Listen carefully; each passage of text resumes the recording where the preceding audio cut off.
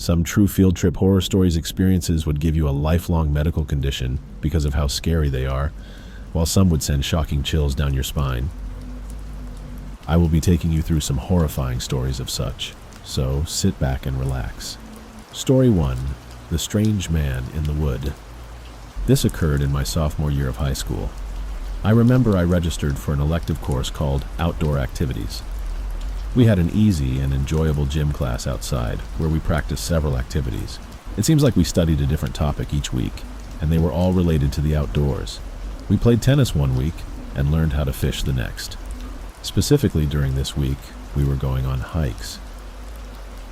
Earlier in the week, we went for a walk along a route close to the school. We then went on a field trip to a local state park later in the week. In the meantime, the park featured a wide variety of trails and was fairly big. Mr. Ahmed, our teacher, was setting the example for the rest of us. I wasn't the class representative, and I honestly can't remember how many students there were in the small class. It was probably about 20 or 25 people. We boarded a school bus on the day of the field trip, and the 21-minute ride there went like this. Since I had maths class the next day, I wasn't too upset that the class time would run longer than normal and that we would be able to skip the first portion of the next lesson. Now that we had arrived at the park, I could see the area after we had all landed. There was a lake, a picnic place nearby, numerous roads, and a sizable wooded area. But before long, Mr. Ahmed began walking quickly down one of the paths into the woods and made it plain that we were there to walk, not to play around. We were tempted to play a little, though, because the location seemed large enough for football practice. You know how it goes for students most of the time. We then began to walk, and I was accompanied by Flourish, one of my close friends who was also enrolled in the program. At the very end of the queue, Flourish and I were walking, admittedly at a slower speed than the others. We were discussing about girls at the time, and I recall that we got very into the conversation. You know, most guys' conversations can either be girls or football. He was friends with a girl I liked, and I felt like he was offering me advice on how to win her over. We weren't really focusing on the other students in the class. Our route was encircled by dense forest and featured numerous turns and bends, quickly making it impossible for us to see the people ahead of us. However, we didn't really care because we knew we could always catch up. I seem to recall that there was a loud noise to the left at one point during our talk. It was the sound of falling twigs and falling leaves, and then on the same left side in the woods something appeared to be moving. Initially, we both thought it was an animal, although it would have been a big one. I remember Flourish saying, "Did you hear that?" We assumed it was most likely a bear. We put an end to our talk and began searching. The forest was really dense, so we weren't able to see very far. Meanwhile, I thought I noticed some leaves and branches moving, but I couldn't figure out why. We decided to venture a few feet into the trees because we were inquisitive. I basically created my own way at this point by simply walking through the thick undergrowth. I was able to see a little better ahead after taking a few steps into the woods. We continued to approach, possibly getting within 10 feet or so, when I suddenly noticed activity in the woods ahead of us. It wasn't an animal after all, I realized. There was a man in front of us.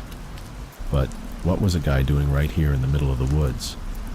I could see that he had long, unruly hair and a disheveled beard because he was sporting a brown jacket. When he appeared to turn to face us, we made the decision to return to the path.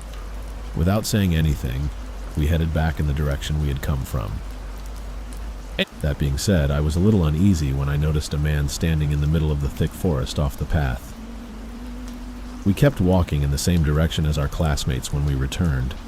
They were far ahead of us by this point, though, and it didn't take us long to hear additional, closer movement in the woods. The figure in the woods appeared to be approaching the trail we were on at this point. We chose to ignore it and carried on with our talk, only to see later that the man had moved to the path and appeared to be following us in the same direction. When I turned to look behind us, he was maybe 50 or 47 feet behind us and was simply following along. Flourish, and I decided to move a little quicker because it seemed a little strange. Now, we genuinely wanted to catch up with everyone else. We walked quickly for a few minutes, but the man's voice was still audible. I turned to see that he had now caught up to us. walking quickly at our pace and most likely covering the same ground behind us. We had fallen so far behind the class that we were still unable to hear the others. But we eventually reached a junction where the trail could be found going in 3 different directions: left, right, and straight. We decided to take the left as we didn't know where the other people had gone. We discovered that the man had also gone that way with us after a short while of wandering down that path. Flourish and I made the decision to start running at this moment. Since we were both athletic guys who played sports, we could run for a considerable time. We thought there was no chance this guy following us from the woods would come after us, but he really began to jog. It was so obvious now that he was after us for some reason.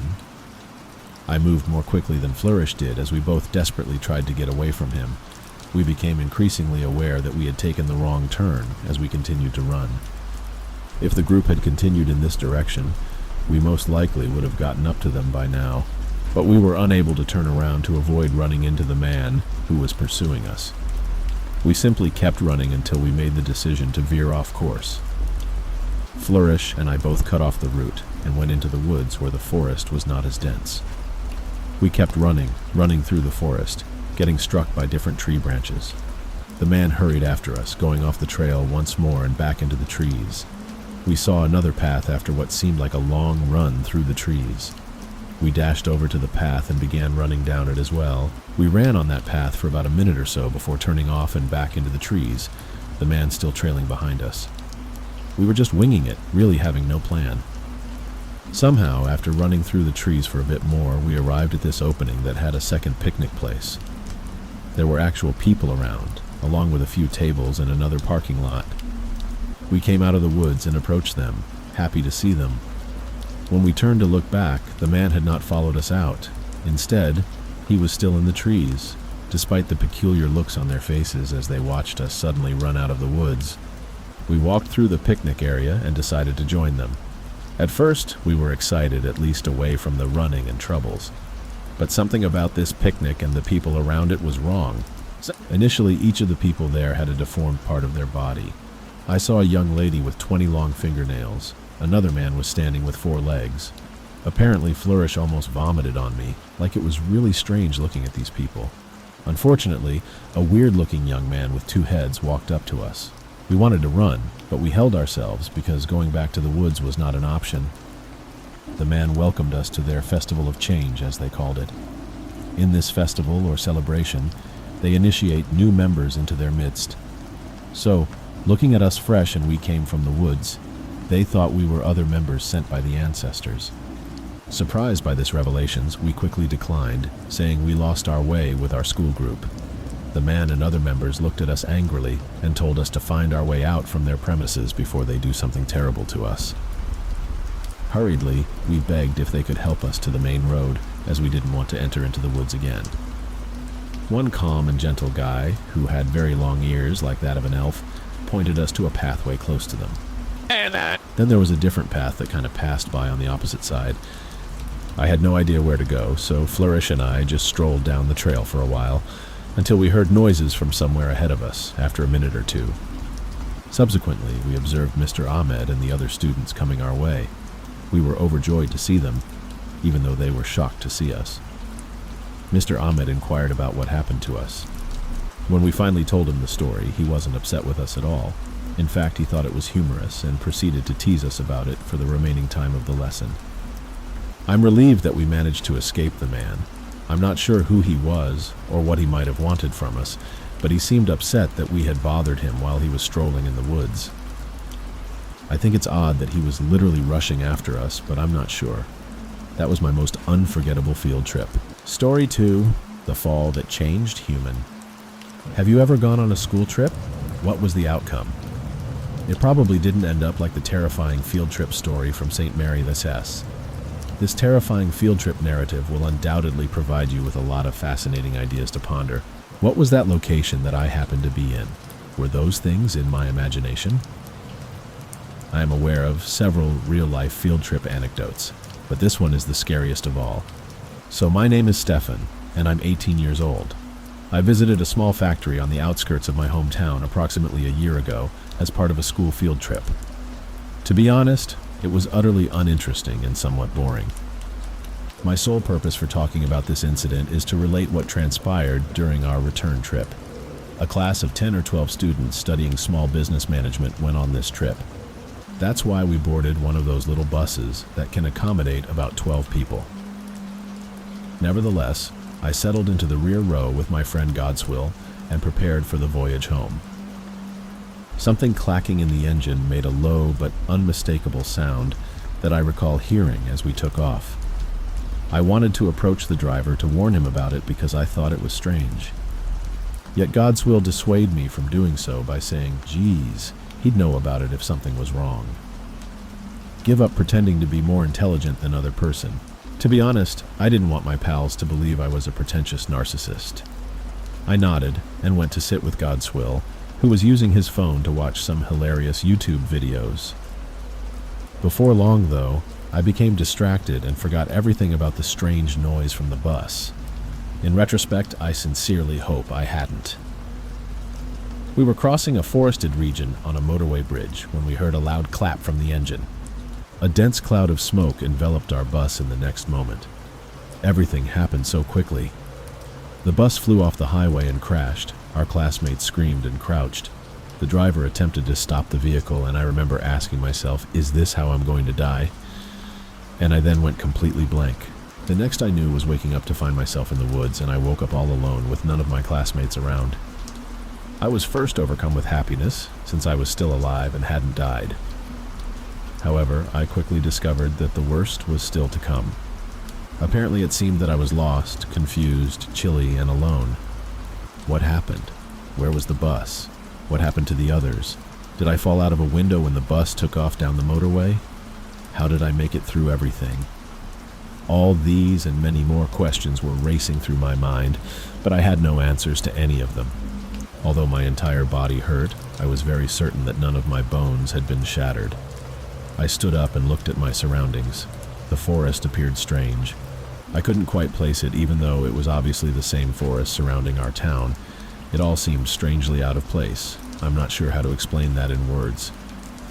Although I had no idea where I was or how to get out of it, it seemed like I kind of knew this area. I couldn't tell if it was day or night because it was so cold and hazy. It was also incredibly quiet. Nothing at all could be heard, not even the sounds of birds singing or other typical forest sounds, let alone the sounds of traffic on the highway. That gave me the creeps. My cell phone was in my backpack, which ironically could not be located at that moment, so I didn't have it with me. I spent some time exploring the area in search of my classmates. However, while I was doing so, I remembered an old survival advice. If you get lost, stay put. Can I really do that? How could I just stay there and do nothing? What if it was a trap? Or what if I'm attacked by a dangerous forest animal? I chose to do that and simply wait for someone to discover me because I had no idea where to go anyway. Unbelievably, it kind of worked. I say kind of because nobody, not even an adult or official, came looking for me. Rather, Godswill showed up in the forest. I shot to my feet, sprinting towards him. "Hey, you're still here! I'm so happy to see you, man!" Godswill hardly made a sound. His breath was labored, his skin was sweaty and horribly pale, and he looked terrible. I became somewhat worried. Still, I had him take a seat and touched his forehead. He was becoming hot under the collar. "Hey dude, are you holding your phone? We need to ask for help." Godswill gave a feeble nod. I shook both of my hands as he removed his phone from his jacket pocket and gave it to me. The phone still functioned despite the cracked screen. However, there was no signal since, well, we were in the middle of nowhere. Within me, I sobbed and murmured, "Crap." Again, I looked at my friend. He was actually really weird, like a different person entirely. The fall affected him badly. I could tell that something was wrong. Quickly, I tried lifting Godswill up so we could continue our journey, but I saw a strange mark at the back end of his head. It was a star mark. Initially, he never had that mark on him before now. Probably that explains his sudden behavior. Soon after walking with Godswill, he bent down and started picking grasses from the ground to eat. I was shocked. I called his name twice, but he didn't even move a muscle. I became scared to be with him because of how dangerous he might be. Meanwhile, I was only interested in getting out of the place alive, so Godswill wasn't my main focus for now. Additionally, I walked through the path. holding Godwill's hand. Along the journey, Godswill hit his left leg against a big rock. Immediately, his whole self changed, as if something odd left him completely. When he regained himself fully, he explained how he fell and landed in a strange shrine. While he tried to get up and arrange himself, an incomplete figure with no head, hands, or legs entered him. Initially, the figure pushed him towards me just to kill me, but no opportunity has shown up for him to do so. After telling me all these, I was shocked. I had only read this in books or probably watched them in movies, but now I have witnessed it on my field trip. I wasn't even interested in the field trip anymore. I just wanted to find the rest of the students and then go home. Eventually, I saw Patience lost in the middle of nowhere. She was seated on the floor with a broken leg. Apparently, when the bus flew off, it threw all the students in a different direction. At the end of it all, we were all found, but the bus was damaged beyond repair. So that means we had to walk out to the main road where we could at least get a comfortable bus home. Indeed, it was a trip. When it was time to give a report on the field trip for our exam, I eventually wrote everything that took place that day between Godswill, Patience, and I. However, when our classmaster read it, he too was shocked beyond words. Then he turned to the class and asked, "Class, do you still want to go on another field trip next semester?" The whole class was mute. I think that should give him an answer. Story 3. The field trip sickness. Just before the last excursion, my school district was testing out an in-house summer program for elementary school kids. It would use one of the current schools and be run by normal instructors who were hired for the summer holiday. All students attending district-run schools in grades 1 through 4, age 6 to 11, are welcome to enroll. There would be field trips every Friday, lunch would reportedly be supplied, the hours would be the same as regular school, and there would only be a little upfront cost. It was a blessing for parents who had jobs. It was fine when we got around to it. This was one of the wealthiest elementary schools in the district, and the school that hosted it were staffed by the teachers. They were a tad snooty to those of us from the less desirable schools. Even we ignorant youngsters understood that. But we were divided into groups according to our grade level, and each teacher was responsible for roughly 35 students. The majority of my memories are of the tie-dye project that the entire school completed.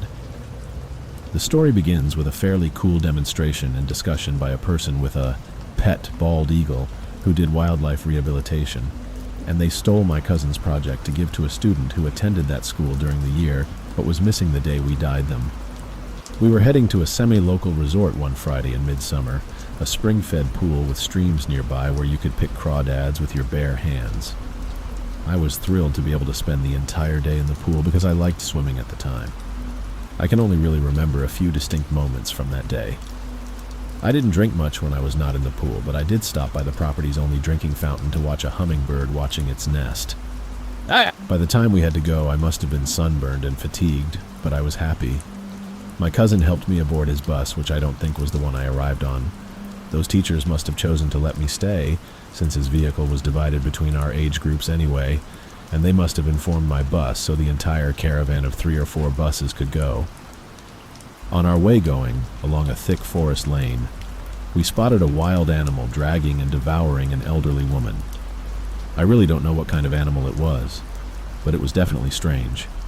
It had the head of an elephant, and the body was that of a human. I had never seen anything like it before. Apparently some group went in to hunt, and when they saw this creature, they ran out immediately. But because this old woman was unable to run faster than usual, she was used as the scapegoat. This creature dragged out all her internal organs, including her intestines. Meanwhile, there was blood all over the place. It was really a disgusting sight to behold. My eyes caught sight of everything, and I was speechless. After an hour-long commute home, remembering what I saw, I began throwing up uncontrollably after 15 minutes. Thank goodness the driver had a real trash can on board, and I had just passed out on the first seat. There were no extra water bottles, the air conditioning was non-existent or faulty, and I wouldn't have been able to hold it down at that point anyhow. I started crying into the trash can. Since I was only 7 years old, I didn't understand what was going on and was afraid I would die. My 6-year-old cousin tried to console me, offering me the remains of his water bottle, massaging my back, and pleading with the teachers for assistance. All they did was console the other 6-year-olds who began crying because he was worried about me, and then they made everyone move back so that there was an empty seat between my cousin and me and the others. I was still crying a little bit, but I was throwing up less when we went back to the pickup location. We caught up with my older brother when we got off the bus, and we waited for our dad to come get us, which happily turned up sooner than usual, I was told. Nevertheless, my brother and cousin helped me sit on my towel under a tree's shade, and I think I recall one of them staying with me while the other joined my dad to help me get into the car when he got there. My dad's rear seat is where I started throwing up again, and my last distinct recollection of this day is crying and saying I'm sorry. I guess I was still somewhat lucid because my dad took me home right away. There, he put me on his bed with our air conditioning on full blast, and the ceiling fan on high, kept putting cold, damp cloths on my forehead alternately, and made an effort to encourage me to stop drinking. They decided to take me to the hospital since, by the time my mom arrived home, which was about an hour after we did, I still hadn't improved. I was given an IV there, allegedly, to assist lower my body temperature and rehydrate me. Later that evening, I was allowed to go home because I had remained conscious and alert the entire time. For the next week, my parents took turns dropping us off at our respective places of employment. Luckily, they both had offices. Then, before they could enroll us in the lectures they used for the last few weeks of summer school, they decided to have my grandma watch us with our cousin. I remember waking up from a snooze in my grandma's bed after passing out in my dad's back seat. Though I was a little lost, I knew I was in a secure environment. More importantly, I went out to the living room to ask if I might have a fudgesicle because I knew my aunt and uncle, who lived with my grandmother, had sweets in the freezer. When my parents came to get us, I had forgotten about the confusion, and it didn't come up again until I was practically an adult. No one from the summer program ever got in touch with my parents, either during or after. My parents called to unenroll my brother and I, and the school even made an attempt to get them to think twice. After suffering a heat stroke during that field trip, I've had to watch my body temperature closely and had to avoid direct sunshine. Even just giving myself a hot shower on a bad day can cause me to overheat and exhaust myself for several hours. My long-term memory likewise needed a few years to fully recover and grow, but after puberty, I believe it is now more or less typical. Story 4. Faceless Mom. You might be interested in this story I have. I suppose it's worth sharing with you, even though it's a somewhat eerie and depressing story that has been stuck with me throughout the years. I had shared a room with Aaron when he first enrolled in our school at the beginning of the 10th grade. Despite his odd behavior and social awkwardness, which were immediately apparent, he was a reclusive person who blended in well. He was also a defensive tackle by build, so no one really bothered him. In the meantime, he didn't appear strange or have an odd scent, so it took some time for you to really notice anything strange about him. If he had, he would have realized that I had witnessed his eerie habit up close. I could see Aaron directly over my left shoulder on multiple occasions because my homeroom seat was roughly on his front right. This one time, our class decided to plan a weekend field trip to familiarize us with the zoo's animals, which turned out to be a smart idea. We prepared and arrived for the zoo, but Aaron is the only one who isn't chatting and shouting since it's essentially a free period. Aaron was reading an old book that he usually kept with him at the zoo, while appearing to be whispering to himself. It appeared as though children were mouthing the words they were reading silently, either due to habit or something else. I assumed that the noise was making it difficult for him to concentrate or that he was just not very good at reading. Strange activity, but nothing to get too worked up over. That was not at all what was happening, as it turned out. Not only did Aaron talk to himself in a whisper when he wasn't reading, I saw him doing it in the hallway a couple of times, but I just kind of let him be since I didn't want to confront him about it or anything. But eventually it came to the point where he would do it occasionally during the quietest hours of the zoo, while the instructor was giving us a lecture about the plants and animals there. The teacher was talking slowly, but surely everyone caught on to the fact that Aaron whispered to himself. The first time the teacher asked in that really cliched way if he wanted to share with the class what he was whispering to himself, he just went quiet and shook his head. The second time he was asked, he was totally quiet, and it got to the point where everyone around Aaron could hear him whispering, or he was trying to work on something, I can't remember what it was, but the whispering was definitely all annoying and off-putting, so in the end someone just said, "Dude, shut up." Apparently that one seemed to have ended there since everyone suppressed their laughs, and the teacher instructed us to keep quiet and work. Over the course of several weeks, Aaron would occasionally lose his self-control and begin muttering at an awkward moment. At the very least, that was the third time I witnessed him do it in the bus.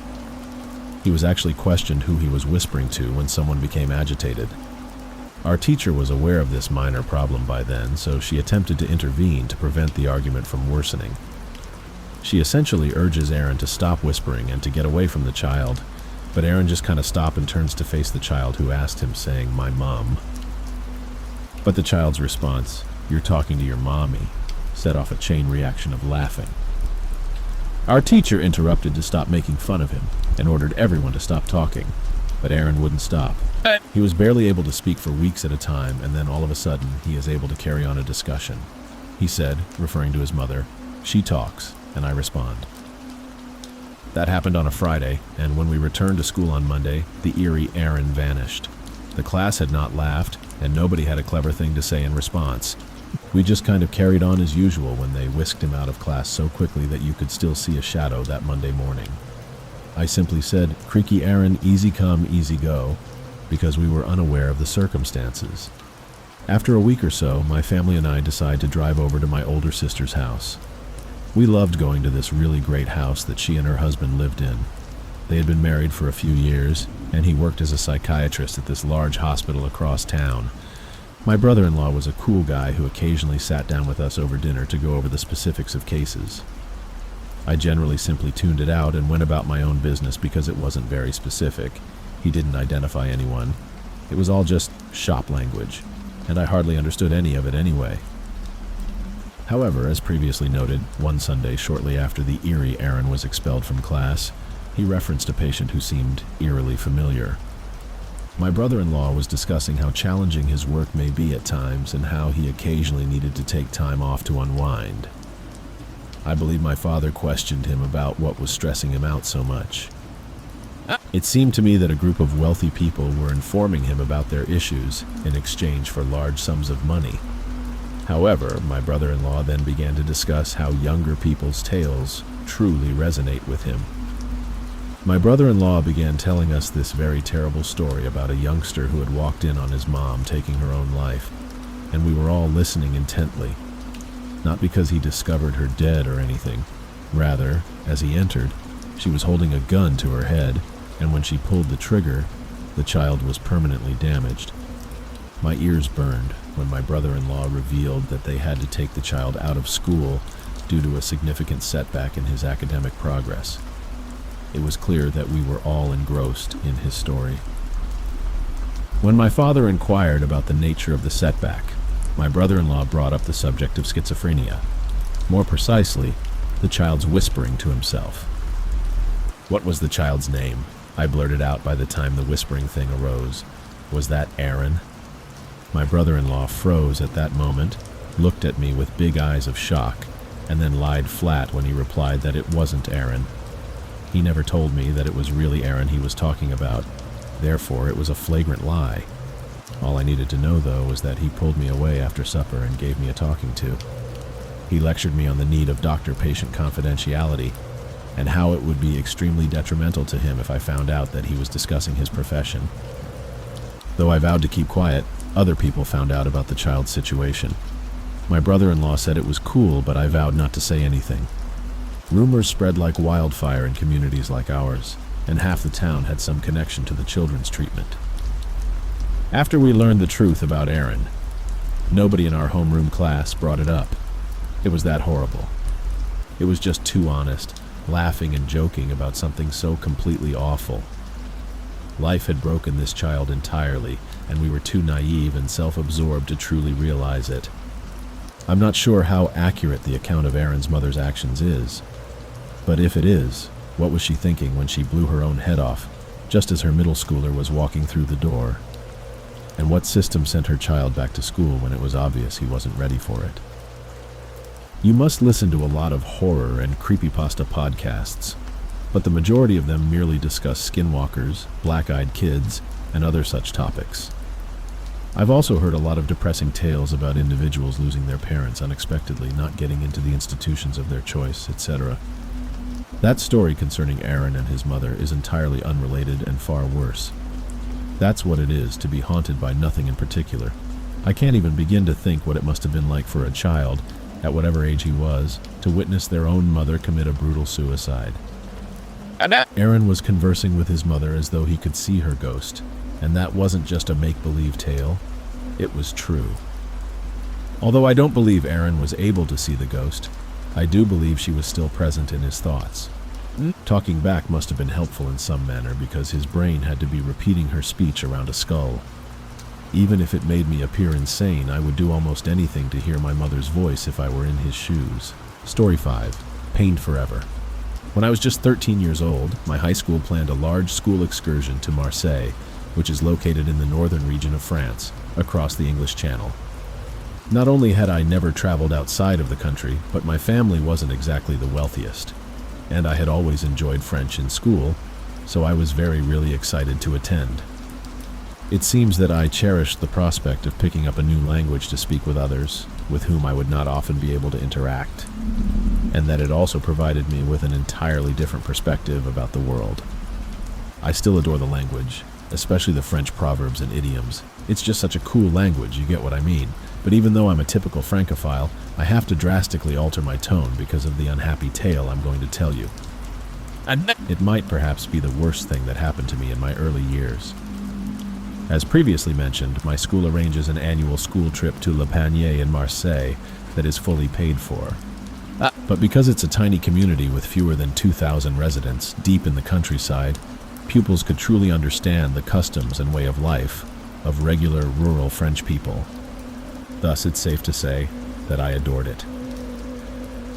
Every evening, we would go to a small cafe to sample authentic French cuisine, which included placing food orders in French. Although it was difficult at times, the cuisine was truly delicious. After each meal, we would leisurely stroll back to the hostel, where we would spend several hours relaxing in the dorm rooms and watching French television before turning in for the night. To be honest, it was a dream come true for me. That is, until that lovely dream from France changed into a nightmare that none of us could have ever imagined one faithful morning. I can still recall every detail of it as if it were yesterday. I see myself in every scene when I think about it. It's like a movie playing out in my head. The summer months meant that the sun lit up the hostel in a lovely way that contrasted sharply with the tone that characterized the entire morning. It all began quite early in the morning, just after 6. A soft, muffled voice, eventually breaking into soft sobs, came from the hallway outside, and I heard the argument between what I could only assume was a teacher and a kid grow more sinister. I tried to find out what was going on by sitting up in bed and straining my ears to listen, but soon I found myself sneaking towards the door in an attempt to avoid waking my classmates. Even though the words were spoken in a whisper, I knew a horrible event had occurred. The girl wasn't simply homesick. She wasn't even traumatized. She hadn't even had a nightmare or wounded herself inadvertently. The younger, higher voice of one of the other students briefly raised in a higher level before the instructor she was speaking to quickly cut it off, so I only heard 2 words of their entire exchange. I will always remember her words, "She's gone, she's gone." The teacher eventually put an end to the chat and clearly escorted the child to a more private location where she would be comforted and consoled. I went back to bed, but I was unable to fall asleep. I had a mental image of a female who had clearly run away from the hostel, overcome by homelessness, and making a foolish attempt to hitchhike back to England or somewhere else. That was not totally impossible, though. If my memory serves me correctly, the Channel Tunnel had been built and was regularly used by both French and British drivers. That or the girl had been kidnapped and taken by a predatory French psychopath who had dragged her out of her dorm room in the middle of the night. Since there were always at least 5 girls sleeping in the room, it was impossible that that would have awakened everyone in the space. Though, as the girl had so horrifyingly put it, whatever had happened, someone was still gone, so I took some little comfort in that notion. I was clearly tired and wired by the time we all got up for breakfast, and even the females in my room could tell something wasn't right by the way I was acting and the large black bags under my eyes. As soon as I sat down for breakfast in the dining room of the hostel, I saw that all of the teachers looked very rattled. 4 of our numbers were gone, with 4 telltale empty chairs indicating their absence. The teaching staff, who were usually composed to the point of boredom, appeared to have completely lost their minds. There was undoubtedly something that had occurred in one of our rooms during the course of the night, but I could never have imagined what that something could have been. Or perhaps it was just something I could have imagined, but 13-year-old me simply could not bring herself to entertain the thought. I thought our professors would announce at breakfast that some of the girls had been returned to England or something, or at the very least, ask us if we knew of any leads on a girl who had vanished, but they didn't. As the morning wore on, many of the other girls on the tour began to notice the 5 absences of our number, which was eating me up inside. The fact was far, far worse than the rumors that started to circulate, with meaner and crueler girls conjecturing that they were pregnant after sleeping with French boys in the village. All of us were kept waiting in anticipation the entire day until, at last, that evening, when every student was called into the common area of the hostel in front of the entire teaching staff, some of whom appeared as pale as ghosts as they received the dreadful news. "Listen, girls," one of the teachers began. "I don't know how to tell you this, and I'm so sorry that I have to, but Delight is gone. She passed away during the night, her voice breaking as she spoke." However, it was not entirely accurate, and we were unaware of the true circumstances until we returned to England and the media circus started. You see, Delight had not just passed away in the middle of the night. She had been raped and killed, and some of the other 4 girls who had been asleep in her room at the time of the attack had actually seen her killed, even though they were too young to really understand what was happening. Our classmate, who was sleeping in the bottom bunk across from the door, claims that she was startled awake at 3 in the morning by a disturbance emanating from Delight's bunk. It sounded, according to her, like a gentle groaning or wailing. She thought she saw Delight kicking in her sleeping bag when she peered over towards her bunk in the dark. However, she deduced that Delight had unzipped her sleeping bag because of the summer night's heat, after hearing what sounded like the zipper of her bag being undone. To put it mildly, the police investigation that ensued was extremely distressing, mostly due to the fact that numerous individuals had intimate moments with her killer, who had seemingly vanished into the night without a trace. When she woke up in the middle of the night to use the lavatory, an elderly man with bushy eyebrows and straggly hair caught her attention on the stairs, according to another girl who was living in the room directly across from Delight's bunk. Later on, she informed us that she could still picture the man's look and how he gave a faint chuckle before vanishing from view. She also reported hearing heavy footsteps on the gravel outside, which was undoubtedly the man leaving the crime site. Because of our inexperience and naivety, we missed numerous opportunities to stop what had happened, or at the very least apprehend the person who had done it. And for that, Delight was dead. After 5 arduous years, justice was finally served.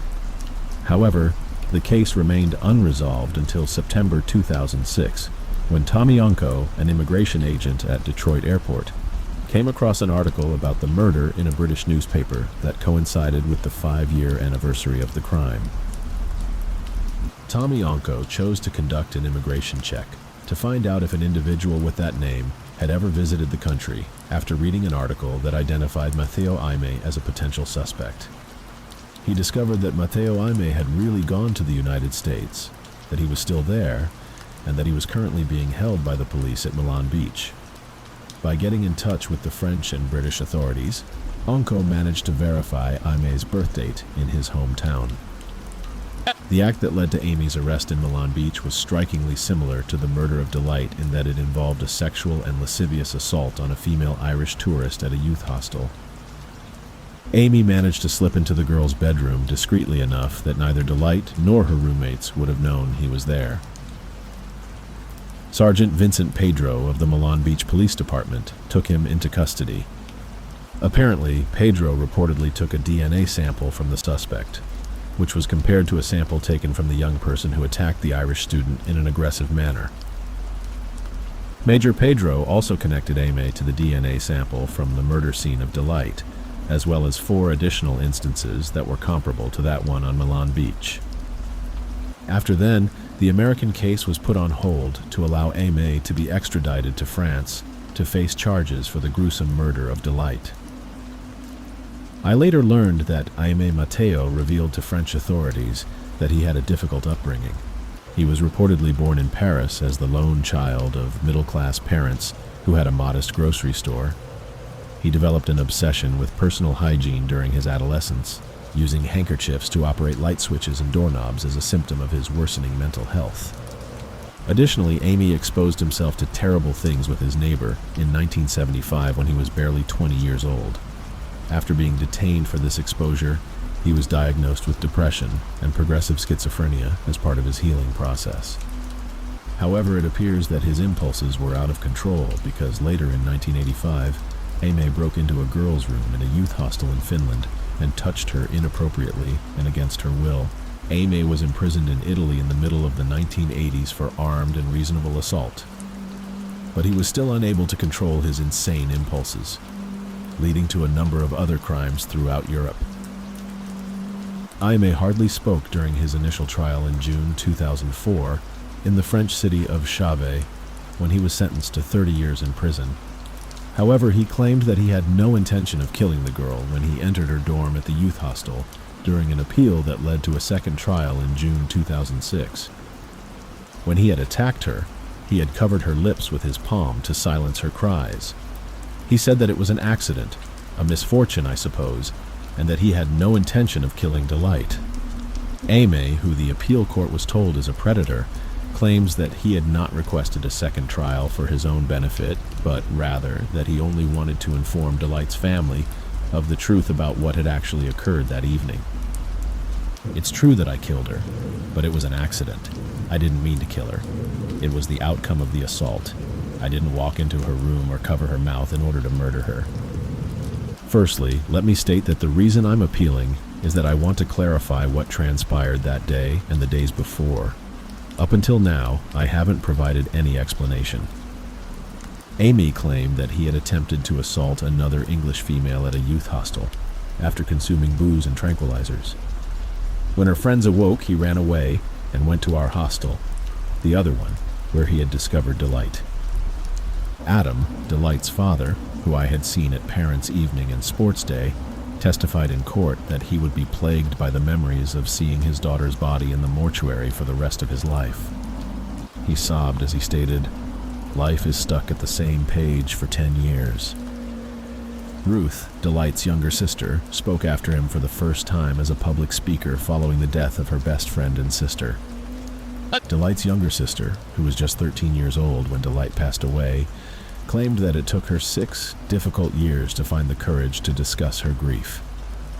It seemed as though Amy wiped the tears from his eyes. That concludes her testimony, which is the tale of the darkest period of my life. I have been glued to the news coverage of this topic ever since Amy's imprisonment became public knowledge. Not to mention the existential guilt of knowing we could have prevented it, the fact that we were unaware of the true circumstances surrounding her death, and the identity of the perpetrator nearly brought our young lives to an end. It may please some of you to learn that the judge rejected Aime's appeal and that he will spend at least 30 years in a French jail for the murder of Delight. Some may contend that a deviant with such a long history ought to serve far longer. To that end, I will say something that I was unable to say for 10 long years of my life. Reposez en paix, Delight, which means rest in peace, Delight. I hope you enjoyed these stories. Don't forget to hit us in the comment section below. Let us know the next story you'd like from us. Also, don't forget to check out any of our videos displayed on your screen with just a click. See you in our next video.